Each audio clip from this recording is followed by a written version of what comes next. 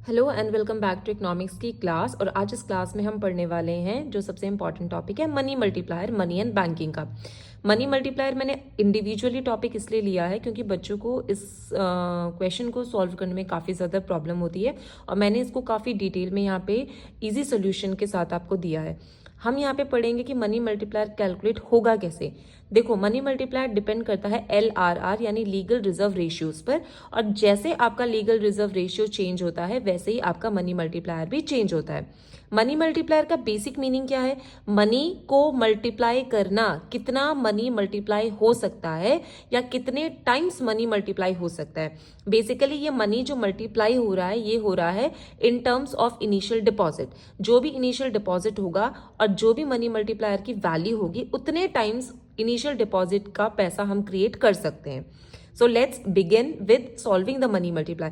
पहला मैंने एग्जांपल यहाँ पे लिया है कि अगर हमारा लीगल रिजर्व रेशियो जो है वो 20% है। अब आपको ध्यान देना है कि 20% की कैलकुलेशन कैसे होगी।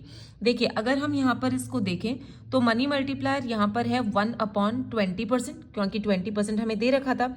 अब बुक्स में क्या होता है कि सीधा बच्चों को दे दिया जाता है कि money multiplier is equal to 5 times. Problem यहीं पे अराइज होती है कि बच्चा कंफ्यूज हो जाता है कि भाई 5 आ कैसे रहा है ये। आपको क्या करना है, 1/20% आप लिखेंगे। परसेंट का मतलब होता है 100, सो 20/100 हो गया। इसको आप यहाँ पे डिवाइड में दिख रहा है, सिंपली आप इसको मल्टीप्लाई में लेके जाएंगे। तो आप इसको मल्टीप्लाई में लेके गए, फिर ये डिवीजन वाला पोर्शन हर बच्चे को समझ में आ जाएगा। आप 0 से 0 को भी कैंसिल कर सकते हैं। 2 5 आर 10।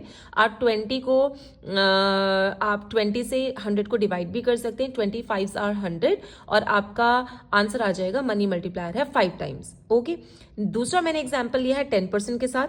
अगर मान लीजिए आपका मनी मल्टीप्लायर जो है, अगर हमें निकालना है 10% लीगल रिजर्व रेशियो के साथ, तो 1/10% यानी कि 1/10। और अपॉन अब हम क्या करेंगे, फटाफट अपने माइंड में रिमाइंड कीजिए। परसेंट है तो नीचे 100 आएगा। 100 को हम किस में लेके जाएंगे, मल्टीप्लाई में। 0 से 0 कैंसिल हो गया एंड 10 1s आर 10।